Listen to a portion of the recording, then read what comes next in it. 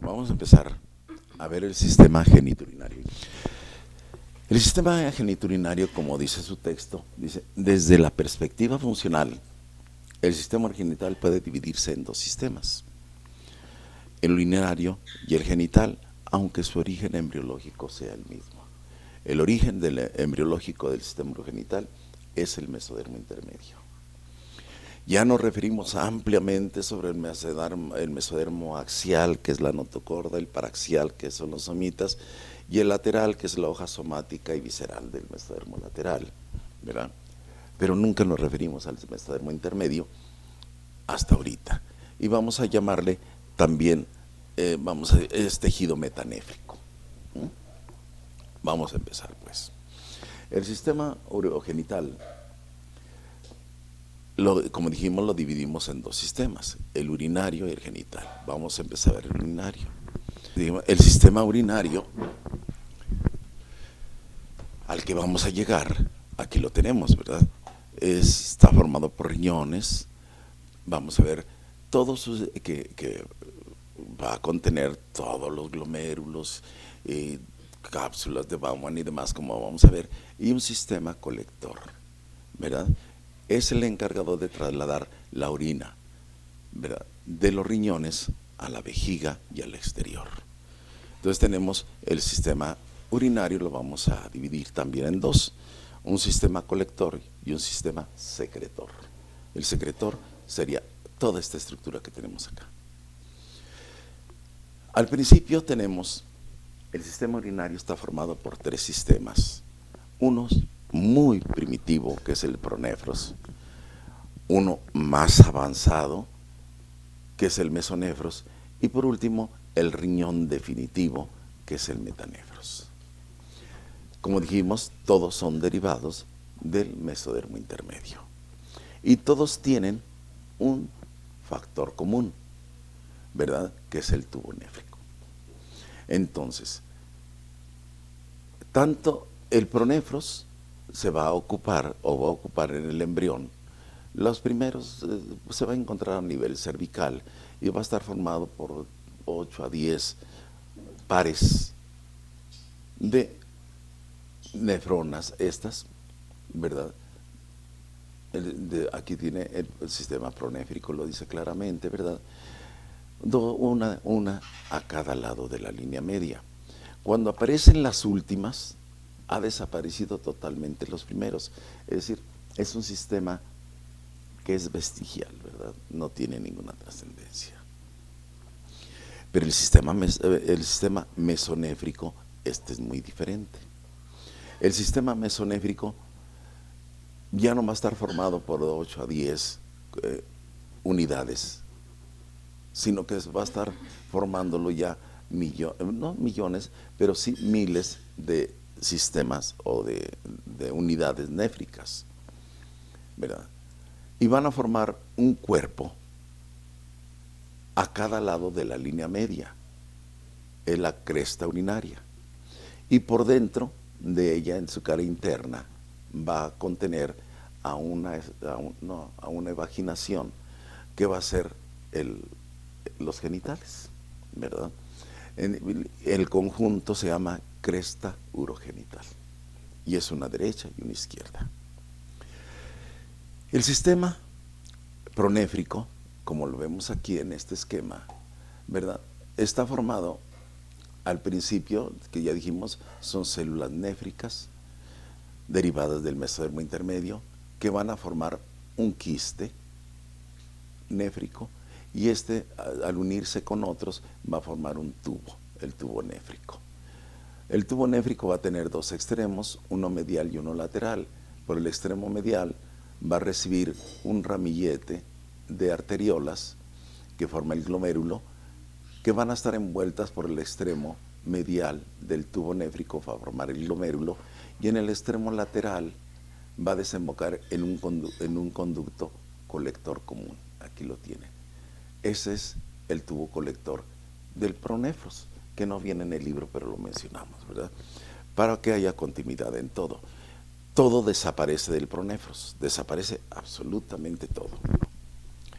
El mesonefros va a estar constituido pues de la misma manera. Aquí tenemos el mesonefros localizado a cada lado de la línea media, y en su cara interna tenemos ya el sistema, el principio del sistema genital, o sea, la gónada, de que tanto hemos hablado.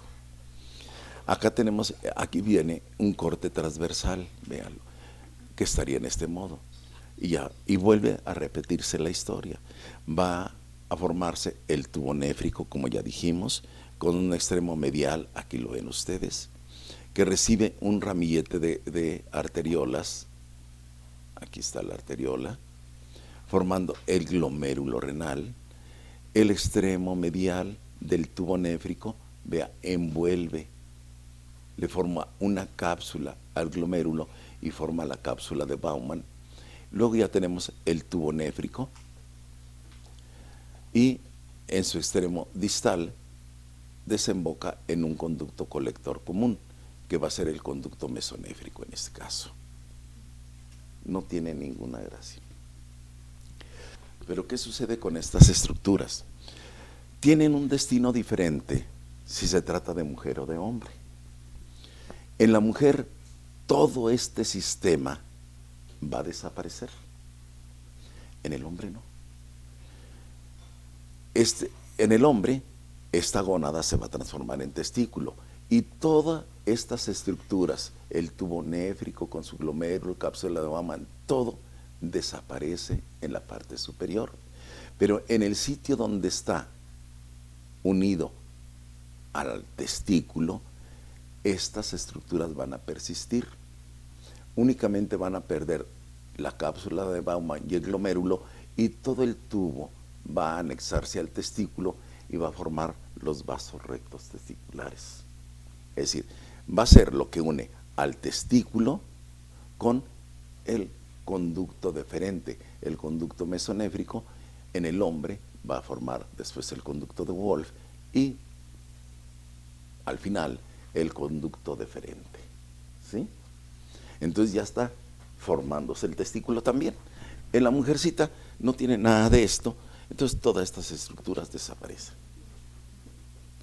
Y por último, vamos a tener al metanefros. El conducto mesonéfrico, ¿verdad? Nos falta decir únicamente que va a desembocar en la cloaca. Aquí tenemos la cloaca. Ahora bien, en la porción más distal, vean, o más proximal al seno urogenital, este es el seno urogenital, sufre una evaginación en su pared lateral y se forma el brote ureteral. Aquí tienen el brote ureteral. Este brote ureteral se va a rodear de tejido metanéfrico y va a formar una especie de caperuza o gorro, ¿verdad?, que recibe el nombre de blastema metanéfrica. Luego, ¿qué sucede con esto? Pues va a crecer esta estructura, va a crecer y a elevar al riñón hasta su sitio definitivo, para formar el brote ureteral, transformarse en uréter.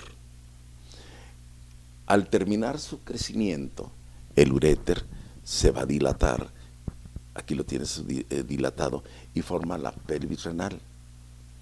La pelvis renal, por dicotomía, aquí una, dos, por dicotomía, se divide en dos y después en tres, y va a formarnos los cálices mayores. Hasta ahí no hay ninguna. ¿Sí le entienden bien? El cálice mayor. Lo difícil es explicar esta situación. Del cálice mayor van a empezar a salir los tubos colectores. Aquí se calcula que cada riñón tiene 1 millón de estos, de tubos colectores. Son tubitos colectores. Y van a formar, imagínense, sale un tubo colector y se divide en dos en la primera generación, y luego estos dos por dicotomía se siguen dividiendo en dos, hasta traer 1 millón nomás, imagínate.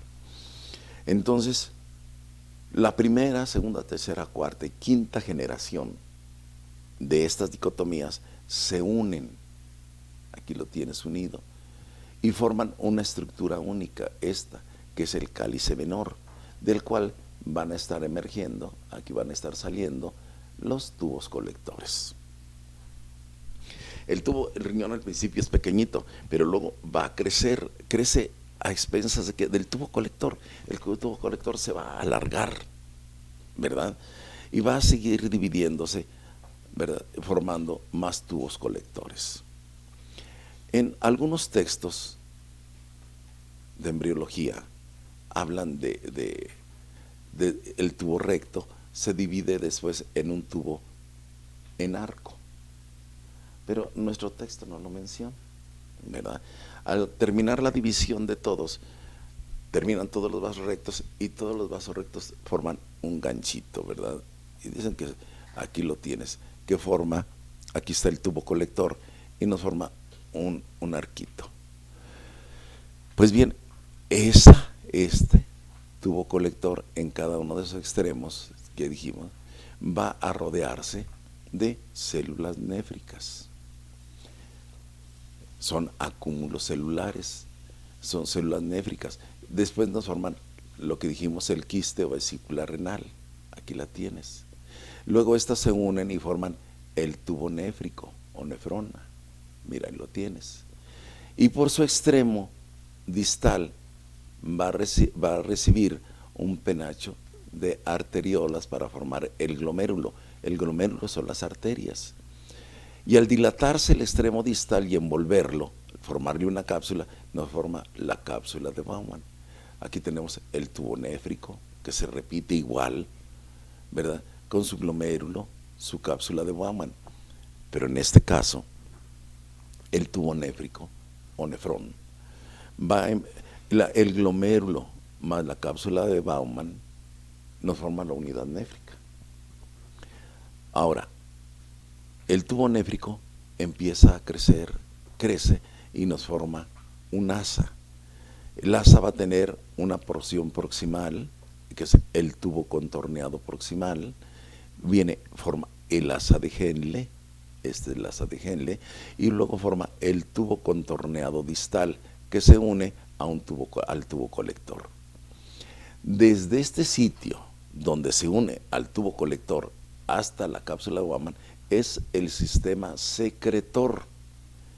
Del tubo colector ahora volvemos acá atrás, a los cálices menores, cálice mayor, pelvis renal, uretero o uréter, ¿verdad? Son el sistema colector. El sistema secretor, pero el sistema colector, ¿de dónde se derivó? Pues se derivó de la yema, vamos, porque eso es, aquí lo tenemos, se derivó del conducto mesonéfrico, aquí lo tienes. Todos son derivados de la yema ureteral. Esta nos forma el sistema colector. ¿Verdad? Es el sistema colector. El sistema secretor, ¿de dónde se derivó? Pues se derivó del mesodermo intermedio, es decir, de la blastema o de las células metanéfricas. ¿Sí? ¿Sí está claro? Son los dos orígenes de ahí. De los defectos renales, habla del tumor de Williams. Miren, no encontré esquemas claros. El tumor de Williams es un tumor que se puede presentarse en el feto desde que está en el seno materno hasta los 5 o 6 años de edad. Cuando nace un niño con una tumoración en abdomen, lo más seguro, sin perder nada, ¿verdad? Es decir, es seguro, es un tumor de Williams. A mí me tocó ver una criatura, es lo único que he visto. Ya nació el bebé y tenía una tumoración en epigastrio. No, en el bebé es muy diferente todo. No van a encontrar, el tumor de Williams está en un riñón, sí, pero lo vas a encontrar en la masa tumoral. Aquí en la pancita está tan chiquito que todo lo requiere aquí. Una masa dura, ¿verdad? Y pues caramba, es un cáncer. Con todo lo que trae consigo el cáncer, ¿verdad? Entonces puede presentarse desde que nace el niño hasta los 5 o 6 años. El tumor, bueno, muchas veces se va a acompañar de otro tipo de, ah, de signos, como la aniridia, el cáncer de gónadas, ¿verdad? Y es el síndrome WAGR que viene aquí en su libro. En ocasiones no se desarrolla el riñón, hay una agenesia renal. Ya dijimos que cuando hay una agenesia renal, la mamá va a presentar, ¿qué? Un polihidramios o una oligohidramios. Va a presentar un oligohidramios, es decir, no hay líquido amniótico, porque no hay riñón. El niño no puede orinar el líquido que está deglutiendo y no se forma, se reabsorbe todo el líquido y se queda el muchachito. Los antiguos le llamaban un embarazo seco, así le decían las señoras. Luego viene igual la enfermedad de riñón poliquística congénita. En el riñón poliquístico, la falla está en esto: no se forman el tubo contorneados, no se forman estas estructuras. El sistema secretor no se formó. Para fines prácticos no hay riñón, hay una agenesia renal. Puede ser localizado, puede ser generalizado. Puede tener un carácter hereditario también, ser genético. Hay otro en el cual únicamente la falla se encuentra aquí, no hay comunicación, y esto se forma un quiste. Pues es un quiste renal si se está formando. Imagínate cómo estará el riñón. Todo lo que estamos hablando de glomérulos y demás se encuentra en la periferia del riñón.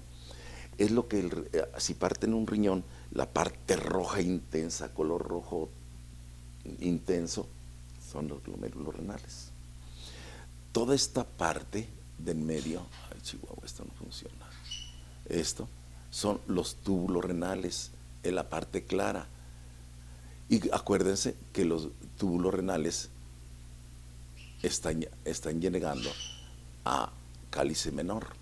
Entonces están formando una estructura aquí muy especial en forma de pirámide, que son las pirámides renales, ¿verdad? Todos están llegando a la cápsula, al cálice menor. Todos los conductos colectores, el millón de conductos colectores, todos van a estar llegando aquí, aquí, a los cálices menores. Cada cálice menor está saliendo la pirámide renal, que aquí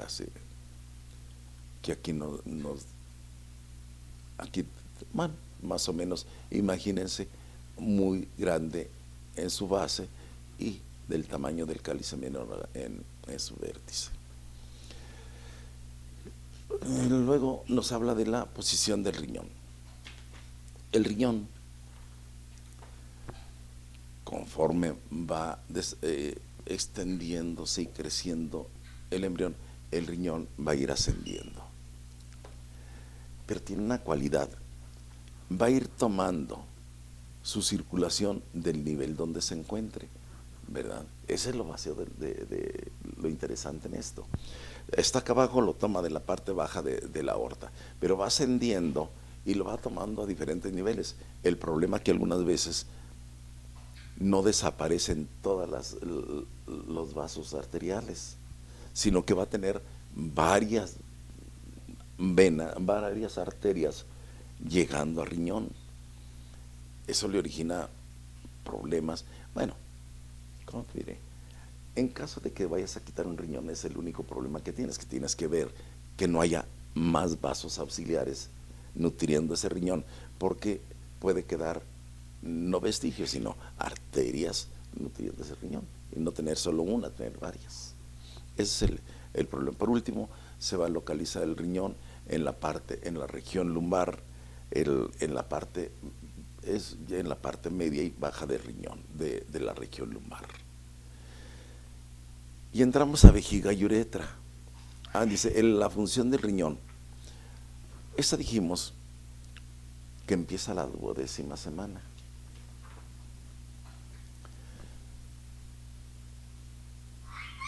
Que la función de filtración, no de selección, el niño empieza a tener una función completa renal, a eliminar sustancias de desecho cuando nace. Antes orina únicamente líquido, agua y electrolitos. Y es el encargado de mantener su equilibrio hidroelectrolítico y de cantidad de líquido amniótico, porque la mayor parte la está orinando él, ¿verdad? Él lo está deglutiendo y lo está orinando, pero todas las sustancias de desecho las está eliminando por placenta. Entonces, a la 12ª semana empieza esta función, pero ya la función renal definitiva del nacimiento en adelante. Luego viene vejiga y uretra. Ya habíamos visto en el intestino posterior que la cloaca, aquí la tenemos, ¿verdad? Va a recibir no solo la porción distal del intestino posterior, sino que está formando también el seno urogenital primitivo.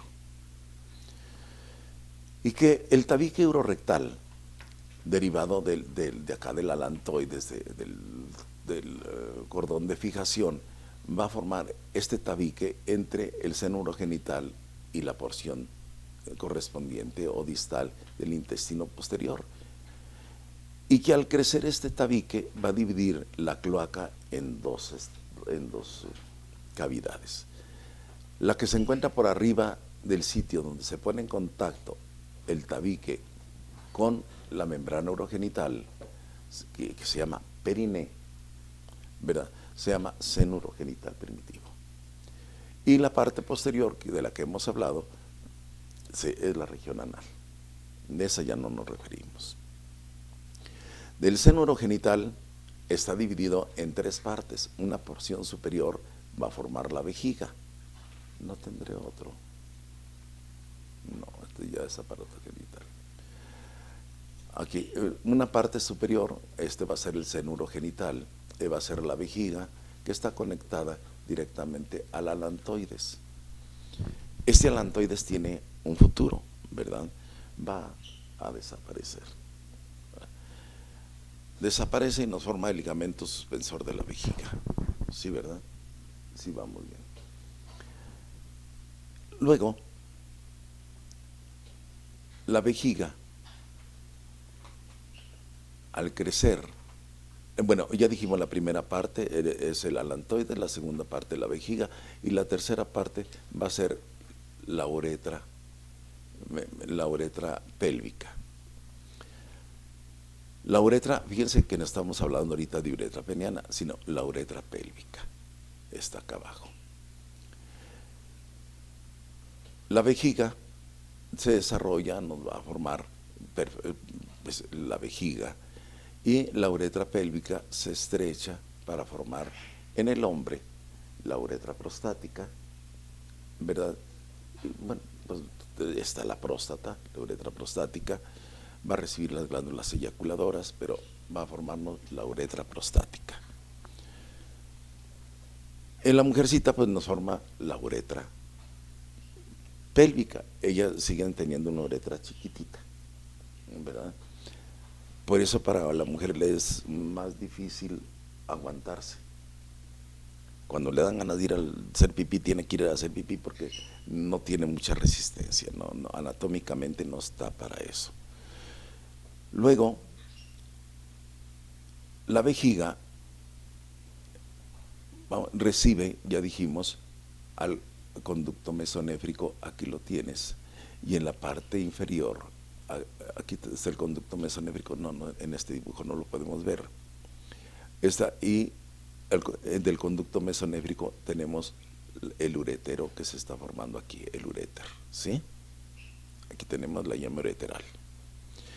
Conforme el mesonefros pasa a formar parte, aquí lo tienes, de la vejiga, este tejido del conducto mesonéfrico pasa a formar parte de la vejiga hasta alcanzar a la yema ureteral, a la yema, aquí lo tienes. Y quedan ambos implantados en la vejiga en sitios diferentes. Al crecer, este conducto, el conducto mesonéfrico, va a dirigirse hacia la parte inferior, hacia el cuello de la vejiga, en tanto que el uretero se va hacia el polo superior. Todo ese tejido que se pasó del mesonefros, de este tejido mesonéfricos, ¿verdad? Desde la parte craneal hasta el vértice de la vejiga, aquí lo tienes, ¿verdad? Nos forma un triángulo. Acuérdense, la vejiga es de origen, la vejiga esta es de origen endodérmico, son derivados del endodermo. En cambio, el conducto mesonéfrico es mesodermo, por lo tanto, el piso del triángulo a que nos estamos refiriendo es tejido mesodérmico en una contenido en el endodermo de la vejiga. Se llama trígono vesical. Dice el texto que posteriormente va a ir sustituyéndose el tejido mesodérmico por endodérmico y quedar todo cubierto. La realidad que ustedes en clínica van a ver y van a oír hablar y van a describir una patología específica del trígono vesical, ¿verdad? Con un comportamiento totalmente diferente al de la vejiga. Entonces tenemos el trígono de la vejiga, trígono vesical o trígono de la vejiga, es lo mismo. Bueno, luego que nos habla de vejiga y uretra, vejiga urinaria, ya estuvo. Bueno, nomás nos falta. En la porción distal, no, todavía no, del seno urogenital tenemos esta prolongación, que es la prolongación fálica, que va a arrastrar parte de esta estructura del seno urogenital para formarnos, ahora sí, en el hombre, la uretra prostática. Pero eso lo vamos a ver después. ¿Y ya qué sigue? Los defectos. Los defectos en la vejiga, pues vamos a ver. ¿Qué puede haber? Uno, que este conducto, el alantoides, permanezca permeable. Eso, y se da frecuentemente para acabarla de arruinar, ¿verdad? Llega la mamá, entregan ustedes a su niño, la señora se va feliz y todo, pero al otro día le regresa hecha una tragedia. Señor doctor, que mire mi bebé, muchas veces es al día siguiente, pero es casi inmediato al parto, en los días inmediatos al parto. Pues, ¿qué pasa, señora? Mire, doctor, y le aprieta la pancita y salta el chorro de pipí por el ombligo. Hace chi por el ombligo. Ande, dele gracias a Dios que no hace popó. Bueno, porque nos faltó hablar de eso en digestivo. En algunas ocasiones en digestivo el conducto vitelino persiste y se llama divertículo de Meckel. Y igual va a ser exactamente lo mismo. Va a llegar en días inmediatos al parto la señora: doctor, el niño hace del excusado por el ombligo. Sí, es cierto, es una fístula. Puede ser cuando comunica, pues es una fístula, ahí tiene que darle a la señora indicaciones de cómo cuidar la piel del niño, que no se irrite hasta que crezca para poder soportar una cirugía mayor. Tiene que cortarse el pedazo de intestino con todo el divertículo y lo hacer una enteroanastomosis. No es cosa sencilla, es una cirugía mayor. En este caso, pues más o menos la misma, ¿verdad? Tiene que intervenirse esa criatura para quitarse esto. Se tiene que suturar, quitar la fístula, suturarse la vejiga, y en ese intermedio, pues Depende del cirujano. Hay cirujanos que hacen una talla suprapúbica, es decir, por aquí arriba de pubis, meten una sondita vejiga para no lastimar los esfínteres del bebé, ¿verdad? Y por arriba de pubis, ahí está orinando el niño y permite que la vejiga no se distienda y la cicatrización sea correcta. En otras ocasiones, todo se obstruye, pero queda en medio de él una dilatación. Aquí queda en medio una dilatación. Y ya tenemos, hay un quiste del alantoides. Normalmente lo vamos a localizar por atrás del ombligo, ¿verdad? Ya llega aquella persona, hombre o mujer, y dice, doctor, ¿qué? Fíjese que tengo una bolita detrás del ombligo. Pues sí lo tiene. No tienen por qué dudar. Mire, ya ve, si late. Pues sí late. Haz de cuenta pues un quiste acá atrás, le vas así y late, lo tocas, ¿verdad? Ahí, pues depende de, de, de la situación, del tamaño, de todo, porque esos quistes, el problema es que se infectan. Como son huecos, toda cavidad, ¿qué es lo que sucede? Sigue secretando líquido y va creciendo, creciendo, creciendo. Con el paso de los años va a ser una bolota. Entonces, pues ahí es cuestión ya de cada quien, ¿verdad? Quítemelo, pues se lo quitan. No es una emergencia, pero evitar la emergencia. Luego, ¿qué otra patología nos da? Extrofia vesical. Ya habíamos hablado de la extrofia vesical cuando hablamos de... No, todavía no. Sí hemos hablado, ¿verdad? Cuando hablamos de el cierre de la pared, que hablamos también de extrofia cardíaca, de ectopia cardíaca, de onfalocele, de gastrosquisis. Hablamos también de extrofia vesical. Ahí está totalmente abierto, la pared de la vejiga está abierta al exterior. Haz de cuenta que está abierta así. No cerró la pared, está abierta. Es una extrofia vesical. Normalmente nunca viene sola, sino forma parte de una patología muy grave como es la anencefalia, como son todas las lesiones de tubo neural, vienen acompañando una serie de patologías muy grandes, ¿verdad? Entonces es muy raro que se presente sola, más bien nunca. Se va a acompañar de epispadias, de una serie de patologías bastante severas. Igual la extrofia vesical y la extrofia cloacal es la que les platico, que está más tremenda. Nos faltaba hablar del seno del uraco. Ya dijimos que en el uraco, aquí en el alantoides,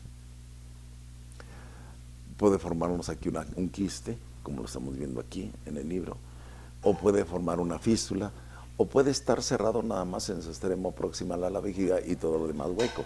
Imagínense, pobre gente, no le pasa nada, pero huele. Pues nomás imagínate, si métanse el dedo en el ombligo y huelan lo uraco, yo nomás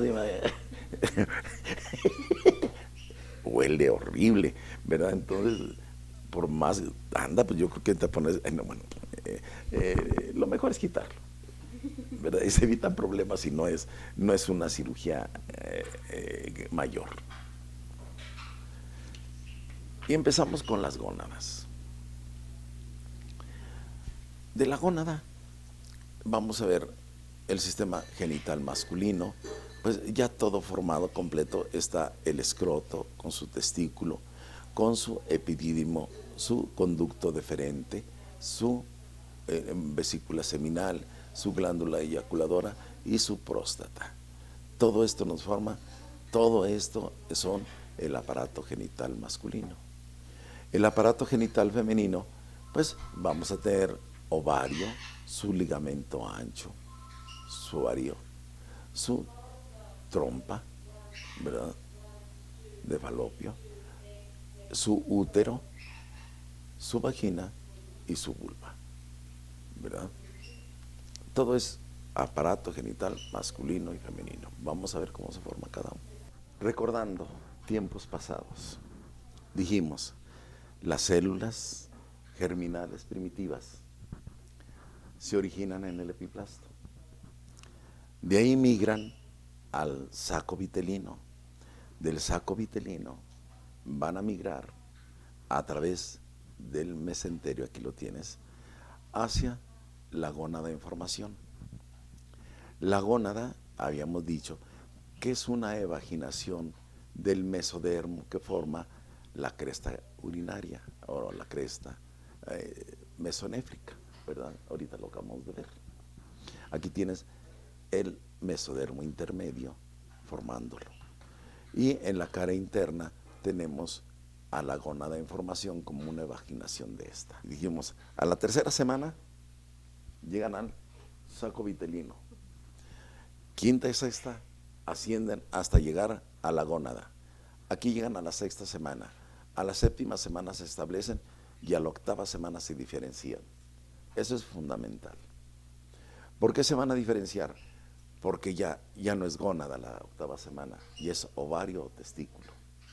Si es testículo ya está secretando testosterona, y al empezar a secretar testosterona empieza a funcionar el gen RXY y empieza ya la diferenciación de hombre y mujer. La mujercita no tiene el RX, es el gen SRXY, entonces ella no va a formar nada, va a dirigirse a mujer, y en cambio, bajo el efecto de la testosterona, de la hormona antimuleriana, y empieza ya a diferenciarse como hombre. Octava semana de desarrollo, ¿sí está claro? Entonces ya tenemos aquí ya a la octava semana.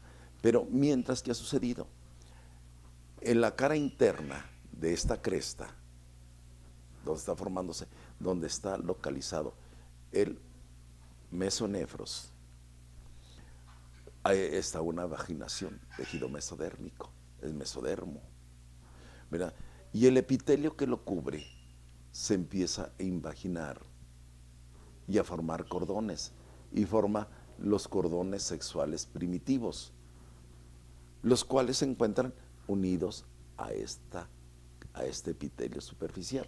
Eso ya lo vimos, acuérdense. Entonces ya tenemos aquí una gónada formada por conductos sexuales primitivos que están unidos a su epitelio y que no son ni hombre ni mujer, no son masculinos ni femeninos. Es una gónada,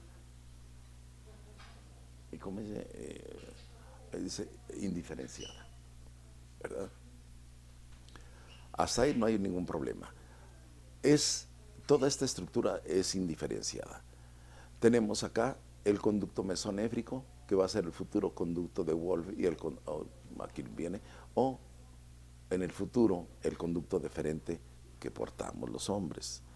Y acá abajo tenemos, ¿verdad?, el conducto paramesonéfrico o conducto de Müller, que orgullosamente portan las mujeres, ¿verdad? Ya está todo en esta cresta urogenital, está contenido todo lo necesario para formar un hombre o una mujer.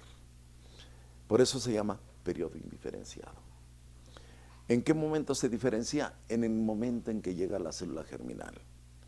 Al llegar a la célula germinal, hablamos primero de la XX, es la más sencilla, con un contenido cromosómico XX, es decir, masculino. ¿Qué es lo que va a suceder en este cordón? Pues no sucede nada, ¿verdad? Llega a la célula, se establece ahí y no hay problemas. Forma de célula germinal primitiva se va a transformar en espermatogonio y ahí va a dormir. Esta gónada, en estado indiferente, al empezar a formarse y el testículo, empieza a retraerse los cordones y separarse de la superficie del testículo ya, ¿verdad? Se empieza a separar. Imagínense, esta estructura empieza a estrecharse aquí, cada vez más, hasta que se separa totalmente y queda unida únicamente por un pequeño mesenterio. ¿Sí se lo pueden imaginar?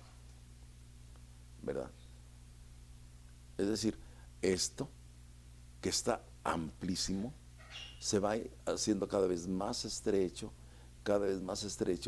hasta formar el testículo, ya la estructura del testículo, la forma, ¿verdad? Y va a quedar el testículo entonces unido al dorso del embrión por un pequeño pedículo, por un pequeño mesenterio, porque es mesenterio, ¿verdad? Es peritoneo parietal, formando parte de los ligamentos testiculares que vamos a ver, ¿verdad? Ya está ahí. ¿Sí le entienden a eso? Y los cordones, al ya no estar sujetos a la superficie, se profundizan para formar ya los cordones testiculares y alrededor del testículo formar una capa fuerte de tejido que es la albuínea. ¿Sí?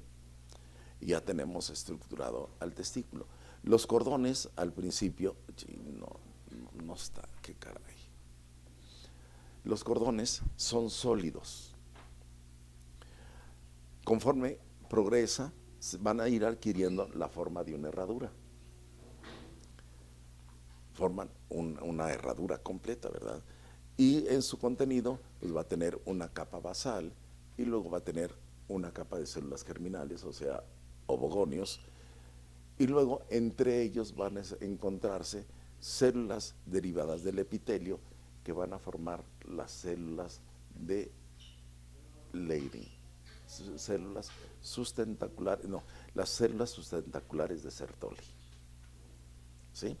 Las células sustentaculares de Sertoli son las nanas, son las encargadas de crear, de alimentar, de cuidar a los espermatogonios y a los espermatozoides después. Y también son secretoras también secretan parte de testosterona y secretan sobre todo la hormona antimülleriana. La hormona antimülleriana es la encargada de anular todas las estructuras femeninas en el embrión. Entonces, empieza desde un principio a definirse todo. Por fuera de los cordones, por fuera del cordón, se encuentran otras células derivadas, sí, del tejido mesodérmico, de la gónada. Estas nos van a formar las células de Leydig. Estas células de Leydig son las células secretoras por excelencia y secretan testosterona. ¿A qué edad empieza la secreción de testosterona? 8ª semana de desarrollo. ¿Sí está claro? Todo eso viene ahí. Ándale.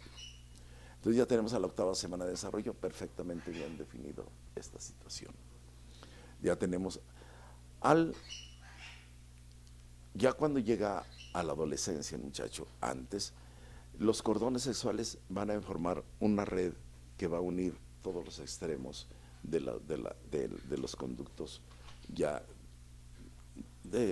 que en este momento, ya en el joven, en el adolescente, ya en lugar de ser cordones sexuales, ya no son cordones, sino que se ahuecan y forman tubos, y van a ser los tubos seminíferos, unidos en sus extremos uno con otro por una red muy fina que se llama red de retetestis.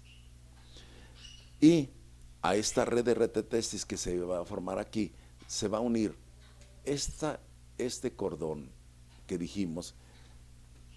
¿Se acuerdan que dijimos que en el mesonefros, las estructuras, este tubo néfrico que se encontraba a nivel del testículo, perdía el glomérulo y la cápsula de Bowman y se anexaba al testículo? Pues se anexa como vaso recto y comunica ya al testículo con el conducto deferente o con el conducto de Wolf o conducto deferente, que ya es la estructura completa del embrión. Ya el muchacho ya está completo, ¿sí? Ya está todo el sistema ahí. Cada vez esto se va haciendo más estrecho, más delgadito, hasta formar su mesenterio. Ahí lo dejamos porque sí necesitamos ver cómo desciende, porque ya nos falta la del descenso testicular. ¿Qué nos falta?